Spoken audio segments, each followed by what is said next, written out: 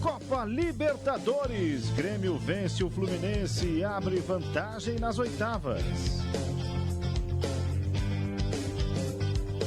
Forte agora no ar, nesta terça-noite, terça de Copas, com Libertadores e Sul-Americana e também com Rodrigo Lazzarini aqui ao meu lado. Tudo bem, Lázaro? Tudo bom, Anapo? Boa noite para você, viu? Boa noite para todo mundo ligadinho na tela do Band Esporte. Sempre uma honra estar aqui ao seu lado. Bola rolando e nós já tivemos confronto brasileiro na Libertadores. Ainda há pouco em Curitiba, deu Grêmio de virada 2-1 para cima do Fluminense. 2 gols de bola parada, hein?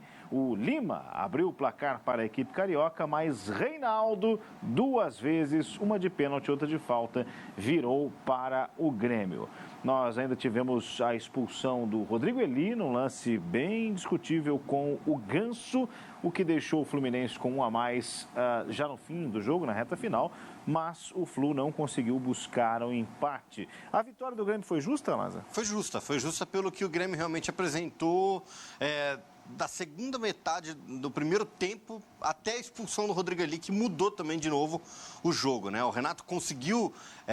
o Renato foi dominado pelo Fluminense nos primeiros 20, 25 minutos de jogo, conseguiu igualar um pouco as ações e aí a gente sabe, né? No intervalo ali acaba desarrumando um pouco a casa, alterando, mexendo em algumas peças que dão um resultado não logo de cara, porque o Fluminense abre o placar, como você falou, num belíssimo gol do Lima, um gol de voleio ainda, inclusive, numa jogada trabalhada pelo lado direito, um cruzamento do Ganso, o Lima fecha na segunda trave para o voleio. Agora, aí, a partir do momento que o Renato entende que ele pode alterar o time, entrar e jogar com o Monsalve, que para mim ali é o colombiano que está sendo realmente essa peça de engrenagem, né, do Grêmio, que desde que estreou ele está sendo um cara diferenciado, o Grêmio mudou o jogo. O Grêmio conseguiu dominar as ações, teve um pênalti, que a gente depois pode discutir também, o Reinaldo converte e depois o Reinaldo bate uma falta. Na minha concepção, na minha visão do jogo, o Reinaldo cruzou aquela bola, mas é aquela bola que todo mundo sabe, que é cruzada na frente da pequena área, se tiver um desvio de cabeça, já mata o goleiro, e se você não desviar, é uma bola que fecha na curva, fechou no segundo pau e entrou direto, né? Então, também ali, méritos total para o Reinaldo, e aí depois que o Eli é expulso, o Fluminense vem com tudo para cima, o Mano também consegue alterar, né, mexe em algumas peças, e aí o Fluminense pressiona na ponta. É um Fluminense médico e monstro nas mãos do Mano Menezes, né? Médico curando as feridas no Brasileiro, uma campanha de recuperação muito boa desde que ele assumiu, embora venha de derrota no Clássico para o Vasco, mas nas Copas sucumbindo, né? Caiu para o Juventude e hoje começou mal a série contra o Grêmio na defesa do título da Libertadores ganho no ano passado. Vamos dar uma olhadinha nos números deste jogo, Grêmio e Fluminense. O Fluminense com mais posse no começo e aí nessa reta final com jogadores a mais, né? A produção ofensiva foi muito parecida, hein, Lázaro? Olha aí, ó. 12 chutes para o Grêmio, 13 para o Fluminense, destes 4-5 no gol para o Fluminense, que trocou mais passes, é uma característica que o time não perdeu desde a saída do Fernando Diniz, teve mais escanteios que o Grêmio, 6-4, cometeu menos faltas, né? O Grêmio fez 8-5, poucas faltas. O Fluminense, né? no final do primeiro tempo, tinha cometido uma falta. Foi para o intervalo com uma falta cometida. Mas poucas faltas no jogo. No geral. Para um jogo de Libertadores, né? Mas é aí que eu falo, né? A gente lembra, o árbitro da partida era um árbitro argentino. Por que os caras não jogam assim? Por que não joga no final de semana no Brasileiro?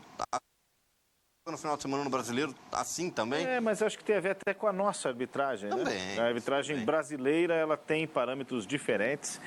O jogo corre mais com os argentinos, é um padrão. Agora, jogo de Libertadores com 13 faltas é raro.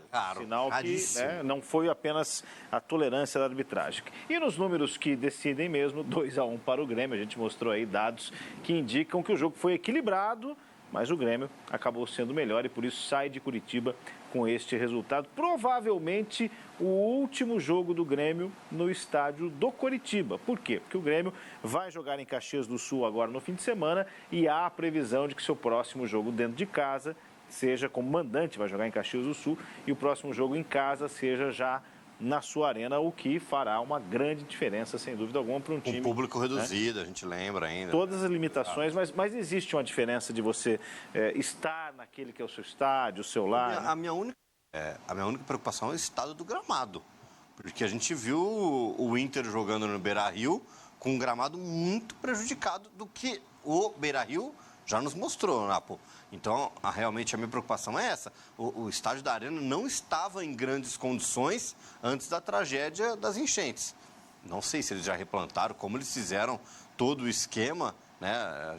Então, assim, fica aí o questionamento de como o Grêmio vai apresentar o gramado. A gente vai poder acompanhar isso, acredito que em cerca de 15 dias, né? Você falou das mudanças do Renato, em como ele entendeu o jogo. Vamos dar uma olhada em como o Grêmio começou e como terminou nessa vitória diante do Fluminense, né?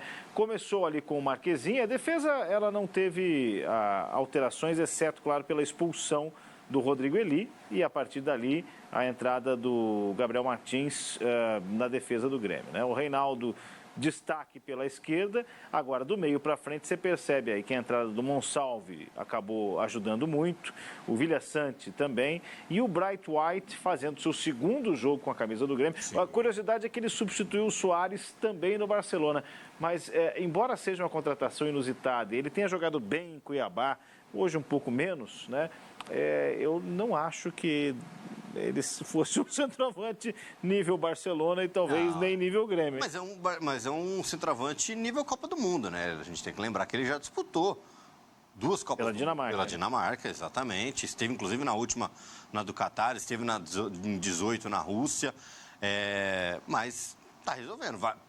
Pro Grêmio, vai resolver esse problema, essa lacuna aí. A gente, obviamente, está vendo, né, Napo, que o Renato fecha o jogo no 4-4-1 por conta da expulsão do Eli, mas muito depois do que a gente estava falando. Para mim, quando o Monsalve entra, ele muda o ritmo do jogo. É uma peça que tinha ali, né? O Pavão conseguiu criar. O Soteldo, mais uma vez, a gente sabe que é o jogador que mais fica com a bola no pé durante toda a partida do Grêmio. Eu acho que às vezes o Soteldo segura demais a bola também. Hoje, por muitas oportunidades, foi claro, o jogo estava 0-0 ainda. Ele teve a chance dentro da área, não sei se você vai lembrar desse lance, que ele tem 3 jogadores do Fluminense fechando a grande área. Ele recebe a bola na ponta, ele quer puxar para trás. Era só ele bater cruzado.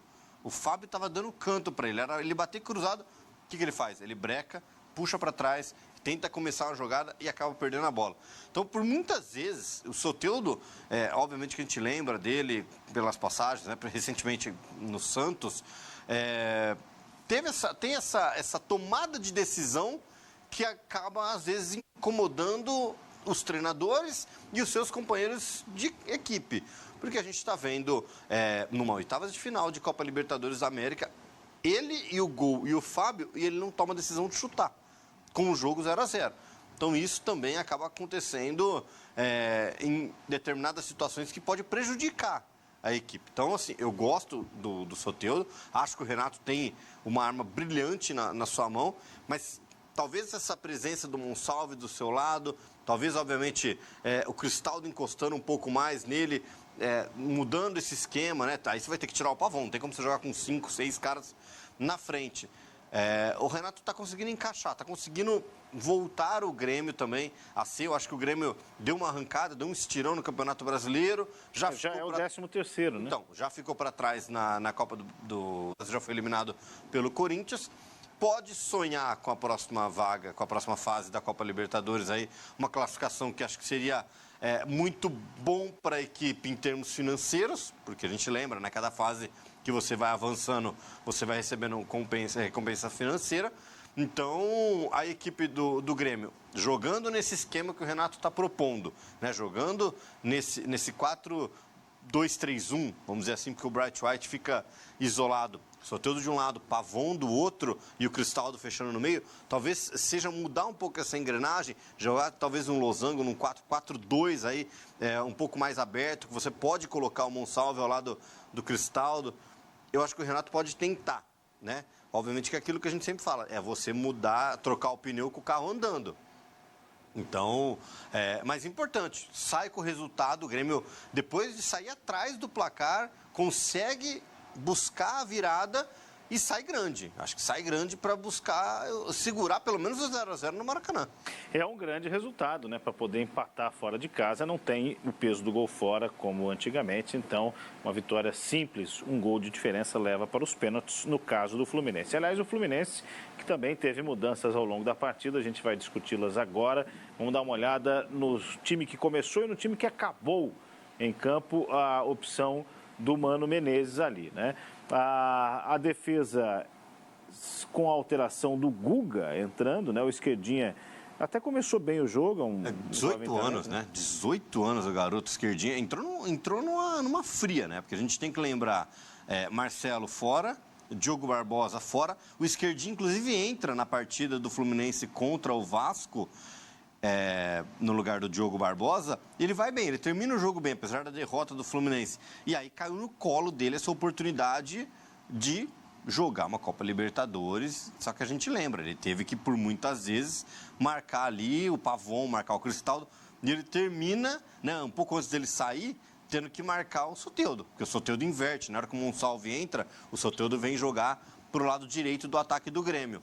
E aí o Mano sente e coloca, né, obviamente, o Guga, que é um jogador mais experiente, para fechar essa lateral esquerda aí. E o Alexander cada vez mais meia, mas toda essa turma do meio para frente, muitas mudanças, né? Ficou apenas o André ali com o Ganso na armação, aí entraram Bernal, Lima, Keno e Kennedy. Não, o Keno saiu para o Lima entrar, o Keno saiu machucado, com uns 10 minutos de jogo, 12 minutos de jogo. É que na primeira escalação ele também não está, então ele não começou o jogo, mas ele entrou durante a partida, né?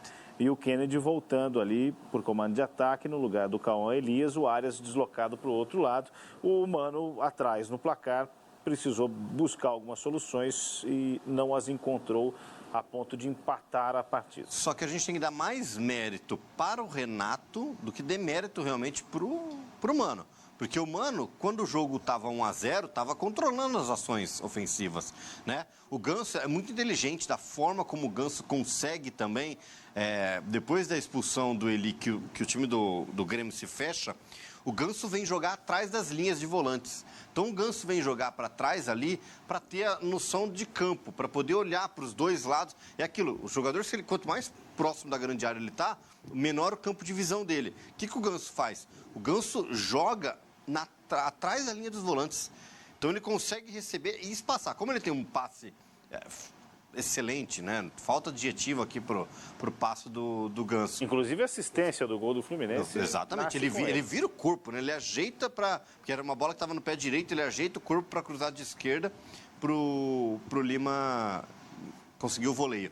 Agora, a questão que eu quero chegar aqui, é como realmente o Renato conseguiu segurar, né? Porque apesar de estar jogando com a menos, né, ele coloca depois o Duqueiroz, por exemplo, também, que é um volante para fechar essa linha, para compactar ainda mais, e o Fluminense tem essa dificuldade, né? E aí começa o tiroteio, mano. Coloca o John Kennedy, vai buscando essas opções de ataque para tentar, pelo menos, empatar o jogo, né, no 2-2. Mas eu acho que é mais mérito do Renato em se fechar, em conseguir ver o que o Fluminense estava propondo para segurar esse resultado para ir bem para o Maracanã. Muito bem, 2-1 para o Grêmio, então, jogando em Curitiba, abrindo vantagem nessa série de oitavas de final, primeiro de 2 confrontos brasileiros nesta fase da Libertadores. Jogo da volta, terça que vem, no Maracanã. Os gols ao longo da programação no Band Esportes, que nós teremos ainda o depois do jogo no final desse dia, com muito mais de Libertadores e também de Copa Sul-Americana.